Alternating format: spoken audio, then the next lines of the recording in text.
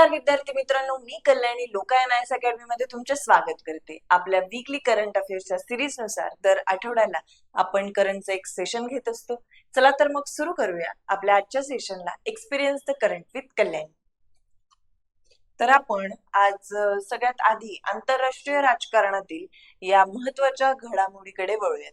ती म्हणजे कोणती? तर पश्चिम आशियामध्ये पाकिस्तान, सौदी अरेबिया आणि तुर्की या 3 देशांमध्ये झालेला नवा मक्का संयुक्त संरक्षण करार 7 ऑगस्ट 2026 रोजी सौदी अरेबियातील मक्का या शहरात या ऐतिहासिक करारावर तिन्ही देशांनी साईन केले आहे. या करारामुळे आंतरराष्ट्रीय राजकीय आणि सुरक्षेच्या समीकरणांमध्ये मोठे बदल घडण्याची शक्यता वर्तवली जाते. या करारातील सर्वात मुख्य आणि महत्वाची गोष्ट कोणती आहे? तर या 3 देशांपैकी जर कोणत्या पण एका देशावर सशस्त्र हल्ला झाला तर तो तिन्ही देशांवर झालेला हल्ला मानला जाईल. सोप्या भाषेत सांगायचं तर नाटो जसं आहे, नाटो संघटनेच्या सामूहिक सुरक्षा तत्वावरच या कराराची रचना पण आधारली आहे. या कराराच्या अंतर्गत तिन्ही देशांमधील संरक्षण सहकार्य मोठ्या प्रमाणावर वाढवलं जाणार आहे. यामध्ये तिन्ही देशांच्या सैनिकांचे संयुक्त प्रशिक्षण होणारे, आधुनिक लष्करी तंत्रज्ञानाचं हस्तांतरण आणि महत्वाच्या गुप्तचर माहितीची इंटेलिजन्स शेअरिंग देवाणघेवाण समाविष्ट आहे. पश्चिम आशिया आणि दक्षिण आशियातील वाढता तणाव पाहता या तिन्ही मुस्लिम बहुल देशांनी एकत्र येऊन उभारलेली ही नवी लष्करी आघाडी भारताच्या परराष्ट्र धोरणाच्या आणि सुरक्षेच्या दृष्टीने अत्यंत महत्वाची घडामोड मानली जाते. बघून घेऊयात आपण की पश्चिम आशियातील नवीन हा मैत्री करार झाला आहे. पाक, सौदी अरेबिया आणि तुर्की या 3 देशांमध्ये सामायिक सुरक्षा, दहशतवाद विरोधी कारवाई आणि संरक्षण सहकार्य वाढवण्याचा यांचा उद्देश आहे. प्रादेशिक स्थैर्य, शांतता आणि इस्लामी एकतेसाठी त्यांनी हे पाऊल उचललेले. संयुक्त संरक्षण सहकार्य वाढवणं हे त्यांचं मुख्य उद्दिष्ट आहे. मक्का संयुक्त संरक्षण करार असं या कराराचं नाव आहे. मक्का या ठिकाणी झाल्यामुळे या कराराचं नाव आहे मक्का संयुक्त संरक्षण करार. 7 ऑगस्ट 2026 या दिवशी हा करार झालाय. पुढे बघूयात. आपण बघितलं 3 देश कोणते कोणते, याच्यामध्ये पाकिस्तान, सौदी अरेबिया आणि टर्की. एका देशावर जर सशस्त्र हल्ला झाला तर तो 3ही देशांवर केलेला हल्ला मानला जाईल. म्हणजे पाकिस्तानवर झाला तर तो हल्ला सौदी अरेबिया आणि टर्कीवरही झाला आहे असं त्या ठिकाणी मानलं जाईल. आणि युद्धामध्ये आपोआपच सौदी अरेबिया आणि टर्की हे सुद्धा सामील होतील.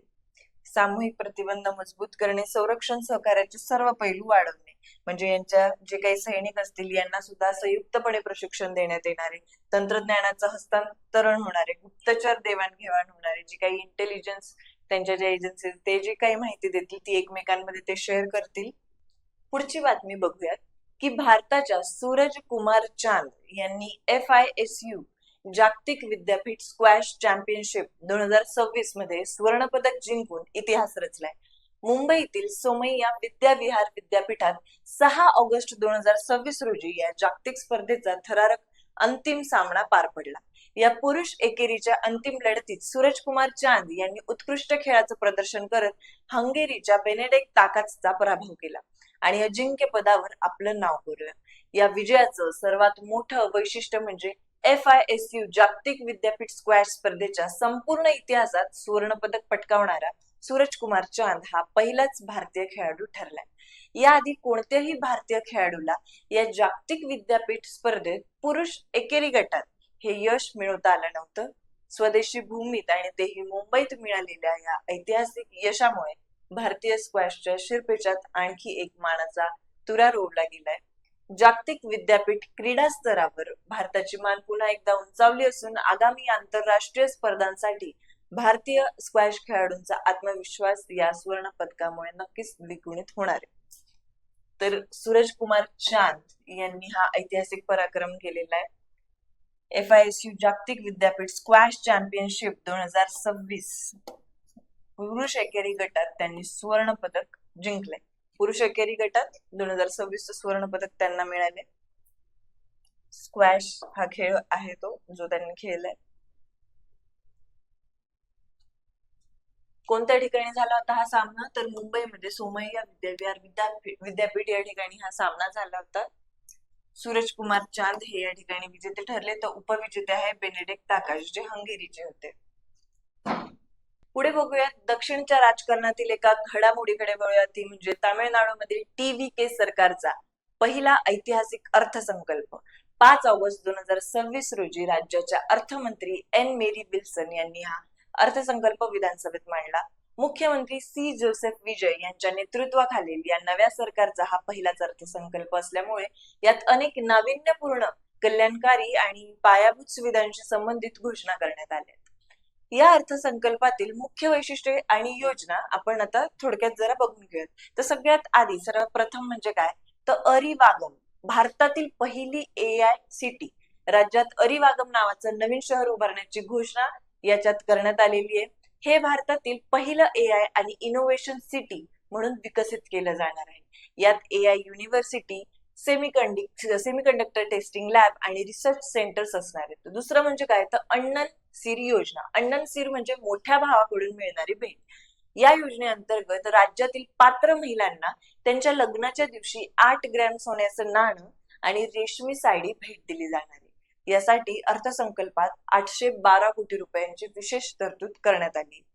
त्याचबरोबर थाई मामन थंगा मोथिरम योजना. थाई मामन म्हणजे मामाची भेट. सरकारी रुग्णालयात जन्मलेल्या प्रत्येक नवजात बाळाला 1 ग्राम सोन्याची अंगठी दिली जाणार आहे. या योजनेसाठी 560 कोटी रुपयांची तरतूद करण्यात आली आहे. 15 सप्टेंबर रोजी माजी मुख्यमंत्री CN अण्णादुराई यांच्या जयंती निमित्त ही योजना अधिकृतपणे सुरू होईल. महिला सक्षमीकरण, नवसंशोधन आणि सामाजिक कल्याणावर भर देणारा हा त्यांचा अर्थसंकल्प मांडला जातोय.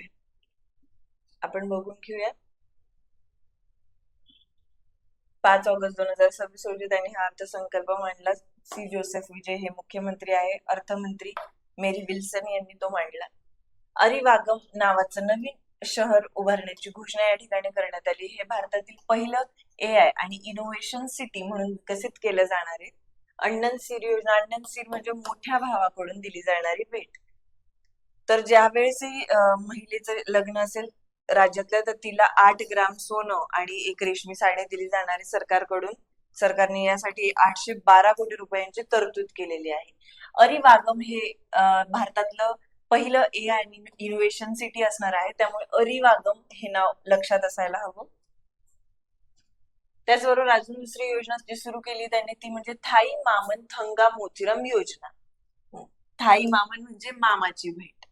तर सरकारी रुग्णालयात जे काही नवीन बाळ जन्मेल त्याला सरकारकडून 1 ग्राम सोन्याची अंगठी भेट म्हणून दिली जाणार आहे. म्हणून सरकारने यासाठी 560 कोटी रुपयांची तरतूद या ठिकाणी केली. 15 सप्टेंबर पासून ही योजना सुरू होईल. पुढे आपण वळूयात पर्यावरण विषयक घडामोडीकडे, ती म्हणजे अरुणाचल प्रदेशातील ग्लॉ सरोवर. हे भारताचे 101वे रामसर स्थळ म्हणून घोषित करण्यात आले. ग्लॉ सरोवर, अरुणाचल प्रदेश या ठिकाणचं. पर्यावरणाच्या दृष्टी आणि आगामी सगळ्याच स्पर्धा परीक्षांसाठी सुद्धा ही एक महत्वाची अपडेट आहे. ग्लॉ सरोवर हे अरुणाचल प्रदेशातील अत्यंत सुंदर आणि समृद्ध जैवविविधता असणारे एक नैसर्गिक पाणथळ क्षेत्र म्हणजे वेटलँड आहे. आंतरराष्ट्रीय स्तरावर पाणथळ जागांच्या जतन आणि संरक्षणासाठी रामसरचा दर्जा दिला जातो. हे आपण मागे पण बघितलं होतं. ग्लॉ सरोवराच्या समावेशनामुळे भारतातील घोषित रामसर स्थळांची एकूण संख्या आता 101 वर पोहोचली आहे. 2 फेब्रुवारी 1971 रोजी इराणमधील रामसर या शहरात आंतरराष्ट्रीय पाणथळ करारावर स्वाक्षऱ्या झाल्या होत्या. म्हणूनच 2 फेब्रुवारी हा जागतिक पाणथळ दिवस, वर्ल्ड वेटलँड्स डे म्हणून नेहमी साजरा केला जातो. भारतातील वाढती रामसर स्थळ आणि ईशान्य भारतातले जैवविविधतेचं रक्षण या दोन्ही दृष्टीने ग्लॉ सरोवराला मिळालेला हा दर्जा अत्यंत महत्वाचा मानला जातो. त्याचबरोबर आता आपण पुढची बातमी बघूया, ती म्हणजे की 12वी राष्ट्रकुल टेबल टेनिस अजिंक्यपद स्पर्धा 2026, 22nd Commonwealth table tennis championship 2026 या आंतरराष्ट्रीय स्पर्धेचं यजमान पद आता भारताला मिळालं असून ही प्रतिष्ठित स्पर्धा 27 नोव्हेंबर ते 3 डिसेंबर 2026 दरम्यान नवी दिल्लीतील त्यागराज स्टेडियम इथे आयोजित केली जाणार आहे. भारतीय टेबल टेनिस महासंघ आणि दिल्ली सरकार यांच्या संयुक्त विद्यमानाने हा या स्पर्धेचे आयोजन केले जाते. या स्पर्धेत राष्ट्रकुल समूहातील 30हून अधिक देशांचे अव्वल टेबल टेनिस खेळाडू सहभागी होणार आहे. भारतात होणाऱ्या या भव्य क्रीडा सोहळ्यामुळे देशातील टेबल टेनिसपटूंना स्वदेशी भूमीत उत्तम कामगिरी करण्याची मोठी संधी या ठिकाणी मिळणार आहे. तर हे लक्षात ठेवा की यावेळेसची जी ही स्पर्धा ही भारतामध्ये होणार आहे, नवी दिल्लीला होणार आहे. आता आपण पुढे वळूयात, ते म्हणजे संरक्षण आणि लष्करी आरोग्य व्यवस्थेशी संबंधित एका महत्वाच्या नियुक्तीकडे. ती म्हणजे एअर मार्शल संदीप थरेजा यांची डायरेक्टर जनरल सशस्त्र सेना वैद्यकीय सेवा DGAFMS director general arm forces medical services पदी झालेली नियुक्ती. 31 ऑगस्ट 2026 पासून ते या पदाचा अधिकृत पदभार स्वीकारणार आहेत.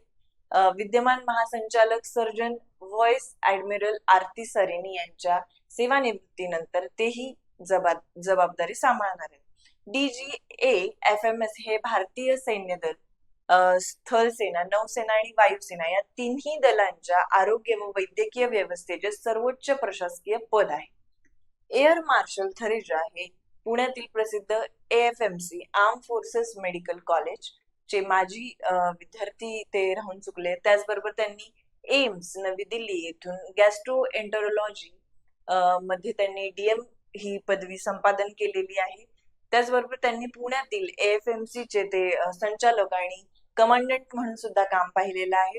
याशिवाय भारताच्या गगनयान मानवी अंतराळ मोहिमेसाठी वैद्यकीय तयारी जी काही असते ती आणि आपत्कालीन वैद्यकीय उपचारांसाठी जे काही क्यूबच्या अंमलबजावणीमध्ये त्यांनी जी मोलाची भूमिका बजावली आहे त्याबद्दल, त्यांच्या या उत्कृष्ट सेवेबद्दल त्यांना सेना पदक आणि विशिष्ट सेवा पदक देऊन सन्मानित करण्यात आलं आहे. तिन्ही दलांची वैद्यकीय यंत्रणा आधुनिक बनवणे आणि आपत्कालीन वैद्यकीय सुविधा सक्षम करणे या दृष्टीने त्यांची ही नियुक्ती अत्यंत महत्वाची मानली जाते. एअर मार्शल संदीप थरेजा यांची नियुक्ती.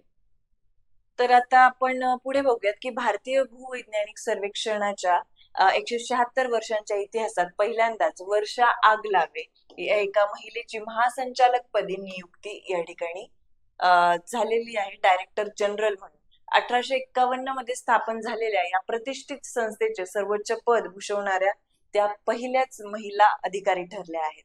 GSI ची स्थापना 1851 मध्ये झाली होती. त्याचे मुख्यालय जे आहे ते कोलकात्याला आहे. ही संस्था खाण मंत्रालय म्हणजेच मिनिस्ट्री ऑफ माइन्स जी काही आहे आपली त्याच्या अंतर्गत कार्य करते. वर्षा आगलावे या वरिष्ठ भूवैज्ञानिक असून त्यांनी देशातील खनिज संशोधन, भूगर्भीय नकाशे तयार करणे आणि आपत्ती व्यवस्थापन क्षेत्रात दीर्घकाळ उल्लेखनीय योगदान दिलेले आहे. 176 वर्षांची परंपरा असलेल्या संस्थेचे नेतृत्व एका महिला अधिकाऱ्याकडे येणे ही भारतीय प्रशासन आणि भूविज्ञान क्षेत्रासाठी एक अत्यंत ऐतिहासिक आणि महत्वपूर्ण टप्पा मानला जातोय. तर या पहिल्या भूवैज्ञानिक सर्वेक्षण क्षेत्राच्या महासंचालक पदी यांची निवड झालेली आहे. पुढे बघूयात की भारतीय रेल्वेने पहिल्यांदाच वंदे भारत एक्सप्रेस मधून जिवंत हृदयाची यशस्वी वाहतूक केली आहे. अवयव प्रत्यारोपणाच्या प्रक्रियेत वेळेचं गणित अत्यंत महत्वाचं असतं. चेन्नई ते बेंगलोर दरम्यान धावणाऱ्या वंदे भारत एक्सप्रेस मधून हे जिवंत हृदय अवघ्या 3 तास 15 मिनिटात रुग्णालयापर्यंत पोहोचवण्यात आलंय. यासाठी रेल्वे प्रशासनाने ट्रेनमध्येच विशेष वैद्यकीय टीम आणि सुरक्षित वातावरणाची उत्तम सोय केली होती, ज्यामुळे वेळेत आणि सुरक्षितपणे हे हृदय रुग्णापर्यंत पोहोचू शकलं. सहसा अशा आपत्कालीन वाहतुकीसाठी आपण हवाई मार्गाचा म्हणजेच एअर अँब्युलन्सचा वापर करतो, पण मात्र हायस्पीड वंदे भारत ट्रेनचा असा यशस्वी वापर करून भारतीय रेल्वेने वैद्यकीय आपत्कालीन सेवांमध्ये एक नवा मैलाचा दगड गाठलाय. रेल्वेची ही तत्परता आणि नियोजन येणाऱ्या काळामध्ये अनेक रुग्णांचे प्राण वाचवण्यासाठी अत्यंत वरदान ठरणार आहे, असं या बातमीकडे बघितले जाते. पुढे आपण बघूया तर महाराष्ट्राच्या दिलीप महादू गावित यांनी ग्लासगो येथे पार पडलेल्या राष्ट्रकुल क्रीडा स्पर्धा 2026 मध्ये इतिहास रचलाय. पुरुषांच्या T47 100 मीटर धावण्याच्या शर्यतीत दिलीप गावित यांनी अवघ्या 10.71 सेकंड मध्ये अंतर पार करत सुवर्ण पदक पटकावले. आणि एक नवा राष्ट्रकुल विक्रमही त्यांनी या ठिकाणी प्रस्थापित केलाय. या ऐतिहासिक कामगिरीमुळे राष्ट्रकुल क्रीडा स्पर्धेत सुवर्ण पदक जिंकणारा पहिला भारतीय पुरुष पॅरा ऍथलीट होण्याचा बहुमान त्यांनी मिळवलाय. विशेष म्हणजे याच शर्यतीत भारताच्या मोहम्मद बासिल यांनी 10.83 सेकंडची वेळ नोंदवत रौप्य पदक पटकावले, ज्यामुळे या स्पर्धेत भारताला सुवर्ण आणि रौप्य अशी दुहेरी कामगिरी साधता आली. महाराष्ट्रातील नाशिक जवळील तोरण डोंगरी या छोट्या आदिवासी पाड्यावरून आलेल्या दिलीप गावित यांनी बालपणीच्या अपघातावर आणि अत्यंत हालाकीची त्यांची जी काही परिस्थिती होती त्यावर मात करत मिळवलेलं हे जागतिक यश संपूर्ण देशासाठी आणि महाराष्ट्रासाठी अत्यंत अभिमानाचीच गोष्ट म्हणावी लागेल. पुढची बातमी आहे पुणेकरांसाठी. पुणे आरटीओ बद्दलची बातमी आहे. पुणे शहर आणि वाहनधारकांसाठी ही महत्वाची बातमी मानली जाते. हा जो काही प्रशासनिक निर्णय आहे तो म्हणजे की पुणे प्रादेशिक परिवहन कार्यालयाने पुणे आरटीओने वाहनांच्या नोंदणीसाठी आता MH12-1A ही नवीन सिरीज MH12-1A ही नवीन सिरीज सुरू करण्याचा महत्वपूर्ण प्रस्ताव तयार केलाय. पुण्यात वाहनांची संख्या प्रचंड वेगाने वाढत असल्यामुळे सध्याची वाहनांची नोंदणी मालिका म्हणजेच MH12 चे सर्व नंबर आता संपत आलेत. यावर उपाय म्हणून आरटीओने ही नवी यंत्रणा तयार केली असून आता MH12च्या पुढे 1A, 1B, 1C अशा क्रमाने नवीन नंबर सिरीज जारी केल्या जातील. अशा प्रकारची नोंदणी मालिका सुरू करणारं पुणे हे महाराष्ट्रातील पहिलेच शहर ठरणार आहे. विशेषतः चारचाकी आणि दुचाकी वाहनांची वाढती मागणी पाहता या नवीन सिरीजमुळे पुणे आरटीओला वाहन नोंदणीचे काम अधिक पारदर्शक आणि सुरळीतपणे करणे शक्य होणार आहे. तर आता MH12 नंतर 1A, 1B, 1C अशी नवीन मालिका तयार करण्याचा त्यांनी प्रस्ताव या ठिकाणी मांडलाय. आजच्या सेशन मध्ये एवढंच. भेटूया पुढच्या सेशन मध्ये. तोपर्यंत व्हिडिओ आवडला असेल तर लाईक करा, कमेंट करा, व्हिडिओला शेअर करा आणि चॅनलला सबस्क्राईब करा. धन्यवाद.